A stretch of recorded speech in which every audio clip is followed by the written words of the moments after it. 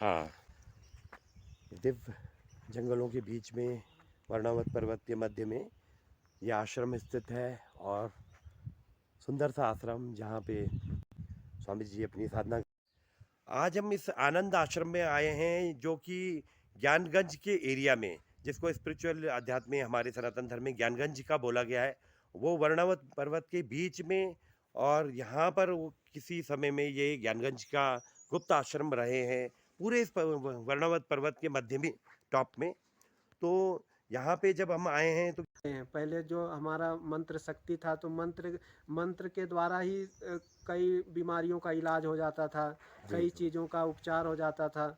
लेकिन आज के समय में लोगों का विश्वास धीरे धीरे धीरे धीरे कम होता गया। जैसे आज के समय में आपने मीडिया में देखा होगा, अपना शास्त्री जी जो बागेश्वर धाम वाले धीरेन्द्र बागेश्वर कृष्ण धाम वाले, शास्त्री जी। तो जी वो भी कोई अलग से अपना कोई प्रयोग नहीं कर रहे हैं। बिल्कुल। वो भी एक जो हमारे धर्म शास्त्रों में लिखा हुआ है कि कैसे मंत्रों के द्वारा हम ठीक हो सकते हैं, कैसे हम योग अपना जो गुरु परंपरा के द्वारा मिला हुआ है जो ज्ञान, उसी को वो दे रहे हैं। वो कोई अलग से अपना कुछ नहीं कर रहे हैं। लेकिन वो क्या है, लोग क्या सोच रहे हैं कि अगर इसी से सब लोग ठीक होते जाएंगे तो फिर हमारा व्यापार कैसे चलेगा, दवाइयों का, इसका उसका जो भी है। जी तो जिसको श्रद्धा रहती है वो लाभ उठा लेता है, और जिसको श्रद्धा नहीं रहती वो उनका कुप्रचार करना शुरू कर देता है। या किसी भी संत का मान लो जिन्होंने जी भी मंत्र विज्ञान को समझा है और अपने भक्तों पर प्रयोग किया है, फिर उन लोगों को बात समझ में नहीं आती है तो फिर उनका वो विरोध करने लगते हैं। बाकी देखा जाए तो आज भी कोई नियमित रूप से हनुमान चालीसा पढ़े तो उसको सहज में ही लाभ होगा। वर्तमान समय में हनुमान जी जो हैं, जो 8 चिरंजीवी हैं उनमें से अभी भी हनुमान जी हैं। हनुमान जी को भगवान राम और माता सीता ने वरदान दिया था कि जाओ तुम कलयुग में सारे भक्तों की मनोकामना पूर्ति करना। तो तुलसीदास जी थे, उन्हें भी भगवान जो मिले हनुमान जी के, पहले हनुमान जी मिले, फिर हनुमान जी ने उन्हें राम जी के दर्शन करवाया। तो आज के समय में भी जो सच्ची उपासना करते हैं हनुमान जी उन्हें दर्शन भी देते हैं। तो उनकी हनुमान चालीसा पढ़ करके तो लोगों को तो फायदा होगा ही। और जी जो वो कर रहे हैं धीरेन्द्र शास्त्री जी, वो भी अच्छा ही कर रहे हैं, अपने धर्म का प्रचार ही कर रहे हैं, अपने धर्म के मंत्रों का लोगों को बता रहे हैं, उस ज्ञान दे रहे हैं। तो ये अच्छी बात है, और जिसको लाभ लेना है वो जाएं। और वो तो किसी को एडवर्टाइज दे करके बुला तो नहीं रहे, जिसको जाना हो जाए लाभ ले, जिसको नहीं जाना हो कोई बात नहीं है। ये तो आज के समय से नहीं, बहुत राम के समय में भी सीता जी को नहीं लोगों ने छोड़ा था, उस समय भी कुप्रचार लोग करते थे।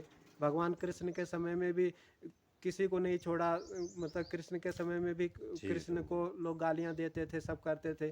कोई भी संत महापुरुष या जो भी हमारे हिंदू धर्म को आगे ले जाने के लिए आए, जिन्होंने भी धर्मांतरण रोकने का काम किया, आज वो या तो जेल में है या तो जेल में जाने की तैयारी में है।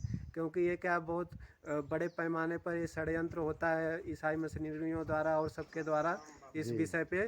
तो उनको क्या है, यही रहता है कि कैसे भी करके इन यहाँ हिंदू धर्म को डिस्ट्रॉय किया जाए, कैसे भी करके इसको नष्ट किया जाए। तो जितने भी बड़े बड़े संत हैं उनके ऊपर ये एलिगेशन लगा दिया जाता है। बाकी देखा जाए तो अभी भी कितने सारे मौलवी हैं। आप दिल्ली में एक मौलवी है, कितने उसके ऊपर 96 केस है, कोई भी उसको पकड़ने नहीं जाता है। कितने सारे पादरी हैं, जी जाइए आप साउथ में तो पूरा साउथ को आज उन्होंने पूरा धर्मांतरित कर दिया है। कोई इस पे बोलने नहीं जाता है। लेकिन अगर कोई बोलता है तो उसके ऊपर कानूनी कार्रवाई करके उसको अंदर कर दिया जाता है। क्योंकि सारी पावर, सारा आप देखोगे तो हमारे जितने भी न्यूज़ चैनल हैं उसके जो फाइनेंसर हैं सबके सब मुस्लिम लोग हैं। जितने भी बड़े बड़े न्यूज़ चैनल जी आप या तो ईसाई हैं या तो मुस्लिम हैं, जितने भी बड़े बड़े न्यूज़ चैनल हैं, और जितने भी बड़े बड़े नेता हैं उनको भी वहीं से ही सारा पैसे आते हैं धर्मांतरण के लिए। तो कुल मिलाकर के यही है कि हम सबको अपने धर्म की रक्षा करनी चाहिए। और अगर हम धर्म की रक्षा करेंगे तो धर्म भी हमारी रक्षा करेगा। नहीं तो आप देखें तो हिंदू तो यहीं तक थोड़ी थे कि हिंदुस्तान तक थे। अफ़गानिस्तान भी हिंदू लोगों का था, जो गांधार उस समय आप देखे होंगे। गांधार, अफ़गानिस्तान, ईरान, जी इराक, चारों तरफ आज भी वहाँ पर भगवान शिव के मंदिर या और भी सब मिलते हैं। तो सब सब जगह पे फैला था, लेकिन धीरे धीरे धीरे धीरे धीरे धीरे सिमटते सिमटते आज इतना सिर्फ हिंदुस्तान में भी शांति से नहीं रह पा रहे हैं। और ये इसलिए नहीं रह पा रहे हैं कि हम लोग अपनी अपनी परंपरा को भूलते जा रहे हैं। हम लोग अपनी संस्कृति को भूलते जा रहे हैं। और आप देखो वो सब अपने संस्कृति के लिए कितने कट्टर हैं, और हम देखिए तो अपने ही जो साधु संत हैं उन्हीं के ही पीछे पड़े रहते हैं, उन्हीं के ही कमियां ढूंढते रहते हैं, उन्हीं को ही जेल में डालने के लिए लगे रहते हैं। तो अगर जो जिस एक संत के पीछे करोड़ों लोग जुड़े हुए हैं, आप उनको अंदर डाल दोगे तो पता है कि पीछे वाले सब डाउन हो जाएंगे। तो ऐसे ही कुल मिलाकर के अपने लोगों को अपने धर्म की रक्षा करनी चाहिए, और अपना जो वैदिक ज्ञान है उसको प्राप्त करने के लिए अपने को समय निकालना चाहिए। जब हम उस ज्ञान को प्राप्त होंगे तभी हम किसी को उस विषय में बता सकेंगे। जी आज आज हम लोगों को सारे एक्टरों के पूरा परिवार के बारे में पता रहता है, नाम पता रहता है, सब पता रहता है, लेकिन आज हमारे जो रामायण के बारे में किसी से पूछो तो कुछ पता नहीं रहेगा, गीता के बारे में पूछो तो कुछ पता नहीं रहेगा। क्यों? क्योंकि हम अपने आप को, अपने धर्म को भूलते जा रहे हैं, और धर्म को भूलते जा रहे हैं तो आज देखिए तो हिंदू का पतन ही होता जा रहा है, धीरे धीरे धीरे धीरे नीचे ही जा रहा है।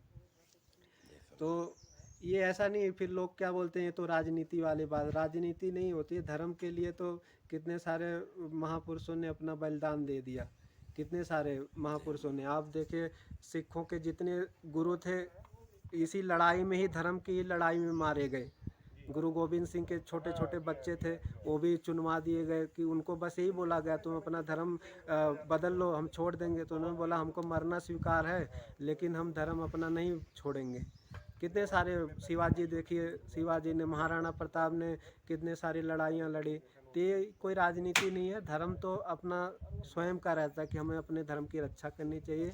और धर्म की रक्षा तभी होगी जब हम अपने धर्म को जानेंगे, और धर्म को तभी जानेंगे जब हम अपने सांसारिक कार्यों से समय निकाल करके ऐसे एकांत जगह पे अपना आएंगे और ध्यान भजन करेंगे और अपने धर्म के विषय में ज्ञान लेंगे, तभी हम उसमें आगे बढ़ पाएंगे।